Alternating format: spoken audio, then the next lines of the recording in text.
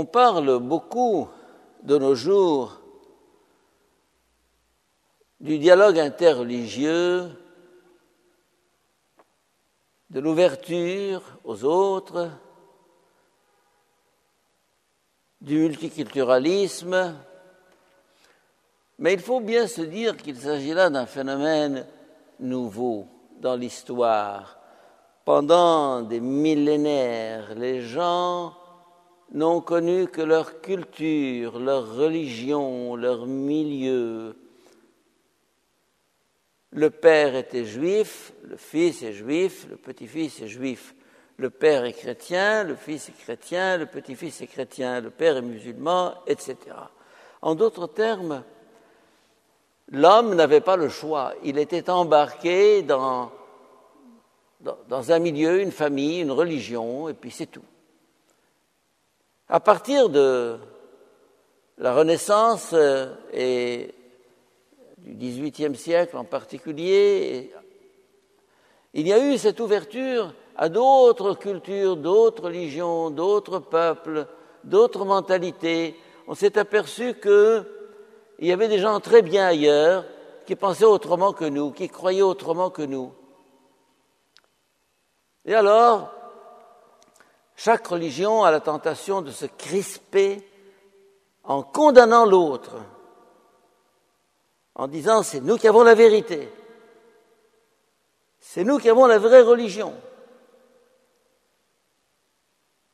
D'où le conflit des générations.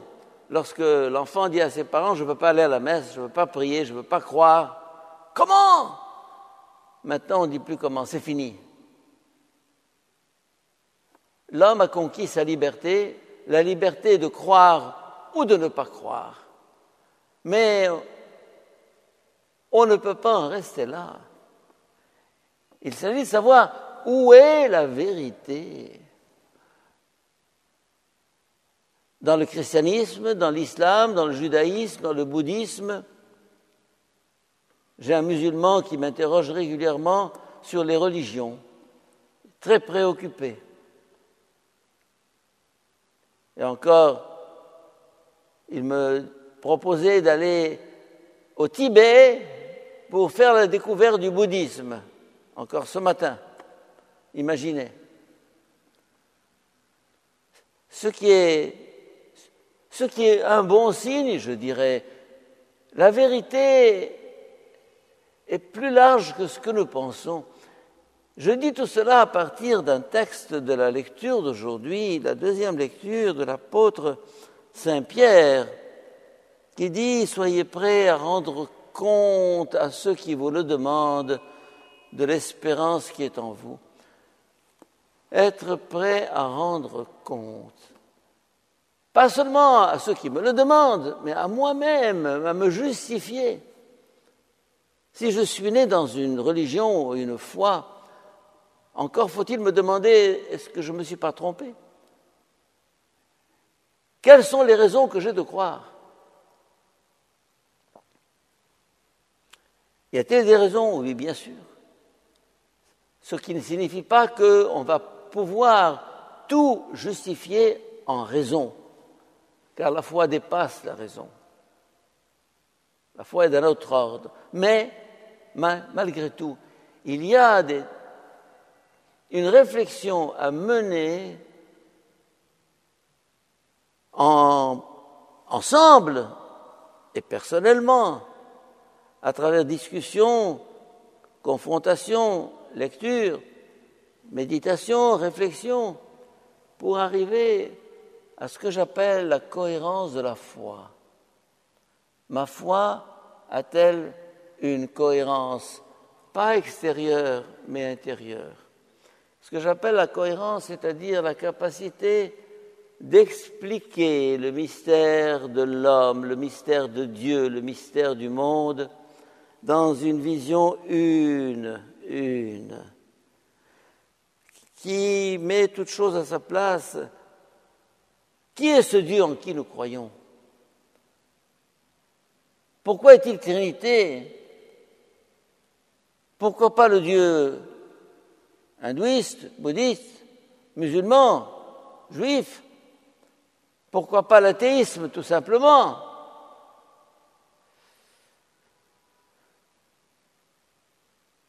Un des grands mérites du Concile Vatican II, du dernier concile, qui a été une vraie révolution dans l'histoire de l'Église, a été de s'ouvrir aux autres manières de croire et de penser. Dans un document fameux, Nostra Aetate, on dit qu'il faut regarder avec respect cette recherche de la vérité dans les autres religions, dans les autres cultures, dans les autres philosophies. Et oui, autrefois c'était la condamnation, l'anathème. Maintenant c'est qu'est-ce que tu as à me dire? Et là, je dirais, nous arrivons à un concept de la vérité qui n'est pas exclusif, mais inclusif. J'aime bien ça. La vérité, si elle n'est pas inclusive, n'est pas la vérité. Elle devient ma vérité, notre vérité, celle du clan, celle du groupe, celle du ghetto, notre vérité, à nous. Mais nous sommes appelés à la vérité. Et c'est pour ça que Saint Pierre nous dit aujourd'hui, réfléchis, réfléchis. Nous connaissons en Égypte, dans le monde arabe, la catastrophe qu'on appelle le fondamentalisme.